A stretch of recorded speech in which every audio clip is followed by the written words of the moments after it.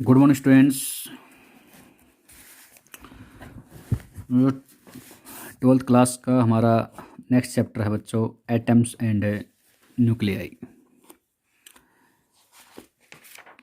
ठीक है बच्चों, नेक्स्ट हमारे पास यूनिट रहेगी 8 यूनिट के बारे में डिस्कस करते हैं, जिसके टॉपिक देखेंगे, एनसीईआरटी क्वेश्चन देखेंगे साथ साथ में। तो बच्चों सबसे पहले हम एटम्स चैप्टर के पहला चैप्टर उठाते हैं, एटम्स। उसमें इंट्रोडक्शन में देखते हैं बेसिकली क्या है एटम्स के अंदर। तो बच्चों इसमें काफ़ी सारे साइंटिस्ट हैं जिन्होंने एटम्स थ्योरी के ऊपर काम किया है। सबसे पहले हमारे पास साइंटिस्ट थे डाल्टन, जिन्होंने बताया बेसिकली कि जो मैटर होते हैं वो एटम से मिलके बनते हैं, और एटम्स के बारे में उन्होंने बताया कि एटम्स आर इंडिविजुअल होते हैं एटम्स, मतलब उनको और ज़्यादा नहीं तोड़ सकते हैं। ठीक है। देन आफ्टर इसके ऊपर काम किया बच्चों जे थॉमसन ने भी काम किया है। देन आफ्टर उसकी थ्योरी को मॉडिफाई किया रदरफोर्ड ने। उसके बाद में बोर एटम्स ने भी डिस्कस किया इस टॉपिक के ऊपर। तो देखेंगे इस चैप्टर के अंदर काफ़ी सारी कुछ चीज़ें हैं, जैसे रेडियो एक्टिविटी सब्सटेंस के बारे में पढ़ेंगे, फ्यूजन प्रोसेस है पढ़ेंगे, सब चीज़ें इस टॉपिक में रहेंगे। तो इस चैप्टर का हमारे पास सबसे फर्स्ट टॉपिक उठाते हैं बच्चों हम, थॉमसन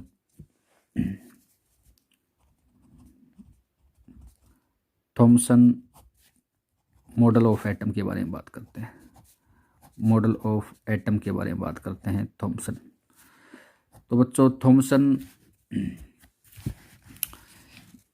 मॉडल के बारे में डिस्कस करते हैं। सबसे पहले हम तो बताते हैं कि थॉमसन मॉडल ने बताया है कि every atom consist of A positive charge sphere of radius. आपके पास में बताया है कि पूरा का पूरा जो एटम होता है अकॉर्डिंग टू थॉमसन, पूरा एटम हमारे पास में बच्चों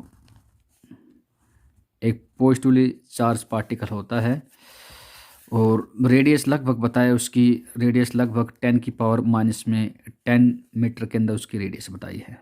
ठीक है, थॉमसन के अकॉर्डिंग। और पूरा पॉजिटिव चार्ज होता है बच्चों। ठीक है, यूनिफॉर्मली रूप से यहाँ पे पॉजिटिव चार्ज क्या रहता है, यूनिफॉर्म रूप से बच्चों क्या रहता है, डिस्ट्रीब्यूटेड रहता है। ठीक है, इनसाइड अ स्फीयर के अंदर। और इलेक्ट्रॉन्स यहाँ पे जो तरबूज में जैसे बीज होते हैं ना बच्चों, ऐसे इसके अंदर ऐसे बताया कि एग्जिस्ट करते हैं। टोटल एटम के बारे में बताया थॉमसन ने कि टोटल आपके पास एटम होता है इलेक्ट्रिकली न्यूट्रल रहता है। ठीक है, क्यों, जितना पॉजिटिव चार्ज रहता है उतना इसके अंदर कितना बताया, नेगेटिव चार्ज बताया। ठीक है, तो ये बताया बच्चों जे थॉमसन मॉडल ने। और बात करते हैं बच्चों आपके पास में बेसिक लिमिटेशन के बारे में बात करते हैं इसकी, कि इसकी कैसे क्या लिमिटेशन थी। कि देन आफ्टर हम आगे बोर और रदरफोर्ड थ्योरी पढ़ने की जरूरत पड़ी।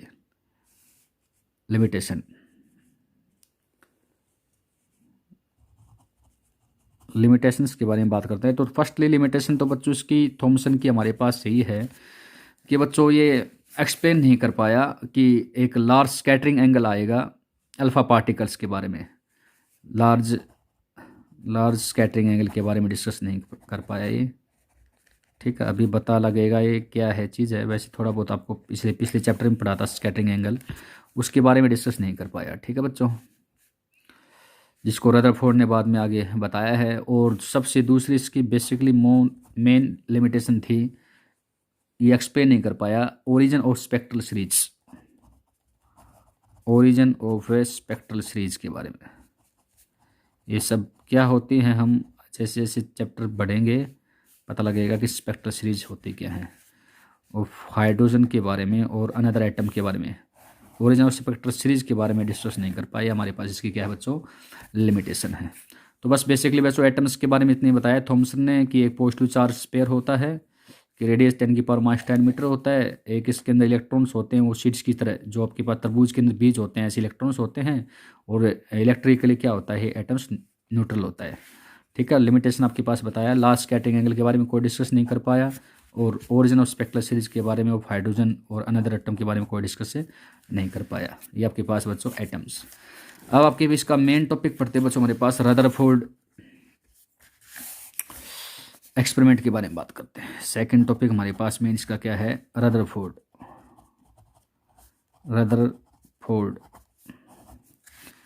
एक्सपेरिमेंट, और कहते हैं बेटे डिस्कवरी ऑफ न्यूक्लियस के बारे में। डिस्कवरी ऑफ न्यूक्लियस क्या है इसके बारे में डिस्कस करते हैं हम। इस चैप्टर में मेन टॉपिक है इसका ये रदरफोर्ड का। तो क्या है, तो रदरफोर्ड एक्सपेरिमेंट के लिए सबसे पहले बच्चों हमारे पास एक सोर्स लिया है लीड कैविटी फॉर्म के अंदर। यहाँ से एक सोर्स लिया है। ये सोर्स बच्चों एक्चुअली होता क्या है बता देता हूँ मैं। इस सोर्स में जैसे हमारे पास में जो एलिमेंट होते हैं ना, यूरेनियम, बेरिलियम, बोरोन, ऐसे एक सोर्स है। ये सोर्स क्या करता है, लीड कैविटी के अंदर रखते हैं इसको। यहाँ पे इस सोर्स को रखते हैं बच्चों लीड कैविटी के अंदर। यहाँ से सोर्स क्या करता है, काफ़ी मेनली जो सोर्स होते हैं अल्फा पार्टिकल को यहाँ से एग्जिट करते हैं। इन्होंने क्या किया, यहाँ से अल्फा पार्टिकल एग्जिट किया। तो एग्जिट करने बाद यहाँ पे रखा बच्चों उसने, ये मेनली इसका नाम बताते हैं बच्चों, होता है कोलेमेटर, होता है COLLIMATOR,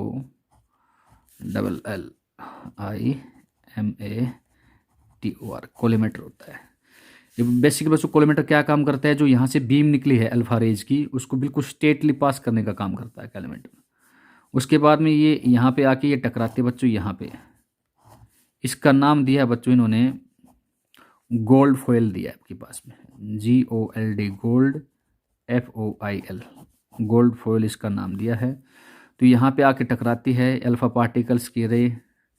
तो यहाँ पे देन आफ्टर आगे बताते हैं बच्चों, ये हमारे पास है, यहाँ से जो कुछ पास होते हैं सीधे, इसका नाम दिया है बच्चों इन्होंने, ये जो सीधे टकराती है। और यहाँ पे स्कैटर एंगल जो कहते हैं, स्कैटर एंगल ये आपके पास थीटा, इसको डिटेक्ट कर लिया जाता है बच्चों यहाँ पे। इसका नाम कहते हैं, डिटेक्टर भी कह सकते हैं,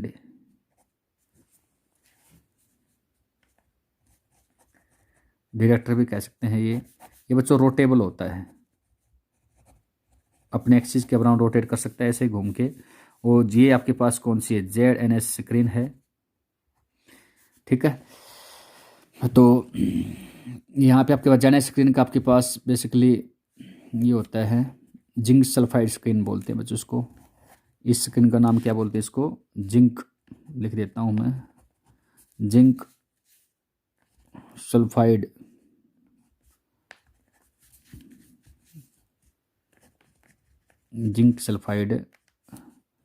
स्क्रीन होती है।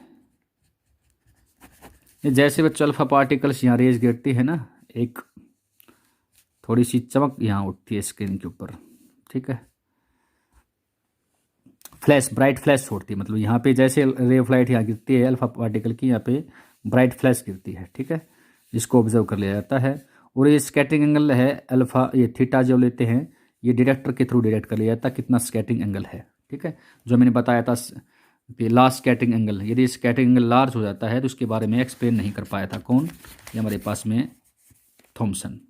अभी बताया था इसकी लिमिटेशन थी ना, लार्ज स्कैटरिंग एंगल को डिस्कस नहीं कर पाया था, जिसको डिस्कस किया किसने, रदरफोर्ड ने हमारे पास में डिस्कस किया है। तो बच्चों देखने हैं फिर से शुरुआत बताते हैं क्या क्या। हमारे पास में एक लीड कैविटी है जहाँ से अल्फा रेज की, एक अल्फा की रेज निकलती है। अल्फा बेसिकली आपके पास बताया बच्चों कुछ है नहीं, अल्फा एक हीलियम की तरह काम करता है, जिसमें हमारे पास 2 प्रोटॉन्स होते हैं एंड 2 न्यूट्रॉन्स होते हैं। और पार्टिकल आपके पास 4 यूनिट मास होता है इसका, ठीक है। 4 यूनिट मास कह सकते हैं इसका, यूनिट मास कौन, अल्फा पार्टिकल के बारे में बात करते हैं, जिसके अंदर आपके पास में 2 प्रोटॉन एंड 2 क्या होते हैं बच्चों, न्यूट्रॉन होते हैं, ठीक है। अल्फा पार्टिकल हो गया, ये एक हीलियम की तरह बिहेव करता है बच्चों, अल्फा पार्टिकल किस तरह बिहेव करता है, एक हीलियम पार्टिकल्स की तरह। तो यहाँ से निकलते हैं, कोलिमेटर से पास करते हैं, आपके पास गोल्ड फॉयल होते हैं यहाँ पे, ये आपके पास कुछ यहाँ से बिल्कुल सीधे निकल जाते हैं गोल्ड फॉयल से। अभी बताएंगे सीधे निकलने का मतलब क्या है, सभी आगे डिस्कस करेंगे। अभी गोल्ड फॉयल से कुछ एक अल्फा पार्टिकल बिल्कुल सीधे निकल जाते हैं, कुछ स्कैटर आउट हो जाते हैं, जिसको डिटेक्टर के थ्रू क्या कर लिया जाता है बच्चों, डिटेक्ट कर लिया जाता है कितना स्कैटरिंग एंगल है। ये यहाँ पे ZNS screen, zinc sulphide screen के ऊपर रे ऑफ लाइट टकराती है, आपके पास फ्लैश लाइट छोड़ती है यहाँ पे, ठीक है। तो देखिए बच्चों, सबसे पहले इसके अंदर हम एक्सपेरिमेंट में क्या कैसे निकल के आए बच्चों, सबसे पहले हम डिस्कस करते हैं। हमारे पास फर्स्ट लिस्ट का पॉइंट रहता है कि स्कैटरिंग एंगल जो हमारे पास थीटा है, इसको कह सकते हैं स्कैटरिंग एंगल। एंड आपसे पूछा जाता है यहाँ पे number of scattering N theta, number of scatters alpha, number of alpha particles के बारे में बात कर सकते हैं यहाँ पे, नंबर ऑफ अल्फा पार्टिकल्स, कितने अल्फा पार्टिकल्स हैं। ठीक है, तो इनके बीच का ग्राफ के बारे में बात करते हैं बच्चों। ये ग्राफ ऐसे आता है इनका,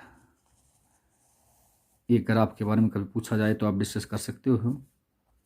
जैसे जैसे कम ज़्यादा आपके पास में है,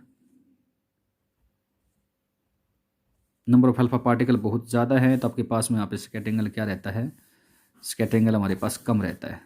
जैसे जैसे नंबर ऑफ अल्फा पार्टिकल्स की वैल्यू कम है तो वहाँ पे आपके पास में स्कैटरिंग एंगल क्या रहता है बेटे, ज़्यादा रहता है। आपके पास एक ग्राफ के बारे में डिस्कस किया है तो ये बता सकते हो आप। अब ज़रा देखते हैं इसकी एक्सप्लेनेशन के बारे में बात करते हैं। बेसिकली है कि एक्सप्लेनेशन, इस हमारे पास रदरफोर्ड है, उसके एक्सप्लेनेशन के बारे में बात करते हैं। तो बच्चों सबसे पहले तो आपके पास अभी बताया था काफ़ी सारे अल्फा पार्टिकल क्या यहाँ से गोल्ड फॉइल से बिल्कुल सीधे निकल जाते हैं। इसका मतलब क्या है, मोस्ट ऑफ आपका स्पेस इन एटम इज क्या रहता है, एम्प्टी। इसका मतलब क्या है, एटम के अंदर आपके पास मोस्ट ऑफ स्पेस क्या रहता है, एम्प्टी। इसका मतलब फर्स्ट तो आपके पास यही है। ठीक है, दूसरा आपके पास बात करते हैं, इस ऑब्जर्वेशन के थ्रू तीन चीज़ें पाई गई हैं। Most of alpha particle pass हो जाते हैं थ्रू द गोल्ड फॉइल के through, it means they don't suffer any collision. First आपके पास क्या कहते हैं, state most of alpha particles कहते हैं pass straight through the gold foil.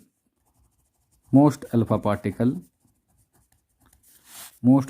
Particle pass through gold foil, gold foil से pass हो जाते हैं बिल्कुल। इसकी वजह से वो कोई कोलाइजन को सफ़र नहीं करते हैं। सेकंड, उन अल्फा पार्टिकल में से बच्चों 0.14% ही अल्फा पार्टिकल ऐसे होते हैं जिनमें से जिसका स्कैटरिंग एंगल रहता है बच्चों मोर देन 1 डिग्री, मतलब आप समझ सकते हो बच्चों, जितने अल्फा पार्टिकल थे उसमें से केवल 0.14% ही पॉसिबिलिटी रहती है कि स्कैटरिंग एंगल कितना बने, मोर देन 1 डिग्री। थर्ड हमारे पास बच्चों इसका है कि 8000 में से 1 कह सकते हैं, एक अबाउट 1 अल्फा पार्टिकल्स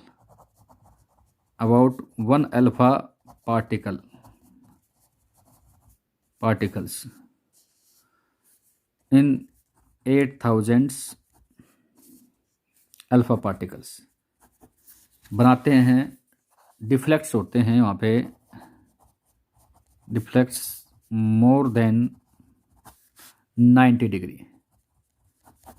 तो तीन चीज़ें आपके पास इसमें पाई गई थी। एक्सप्लेनेशन दोबारा बताते हैं बच्चों। इसमें फर्स्ट क्या पाया गया है, most of alpha particle pass through the gold foil, बिना किसी डाइवेट के बिल्कुल सीधे निकल जाते हैं।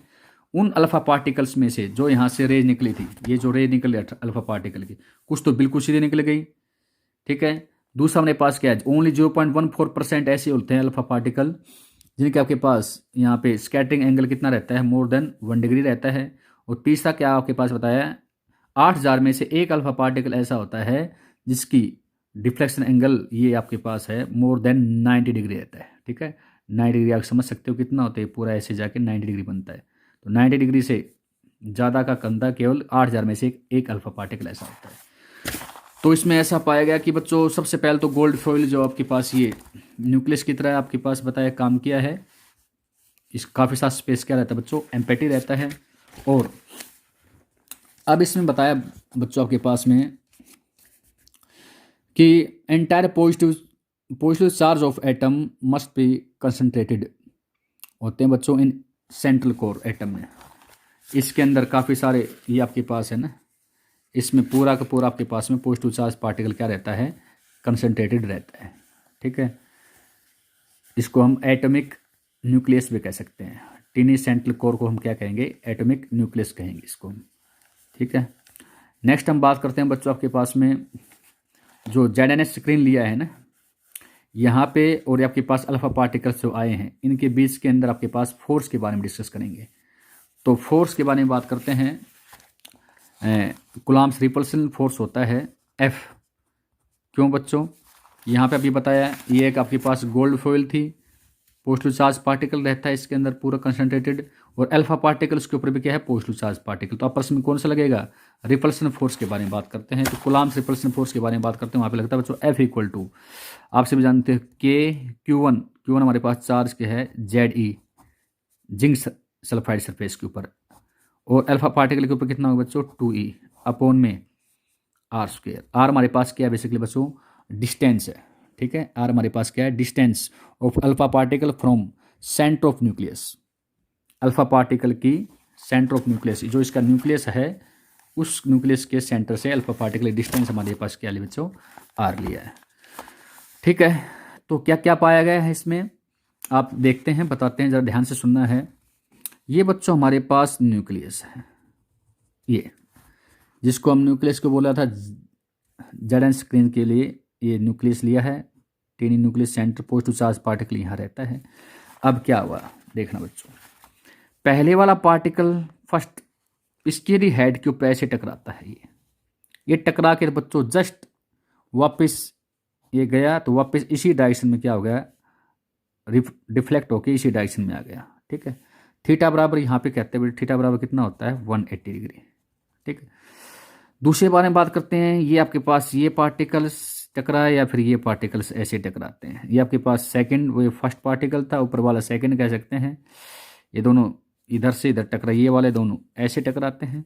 तो बच्चों आपके पास में ये वाला टकरा के जस्ट इधर हो गया ऐसे, टकरा के जस्ट किधर हो गया? ऐसे।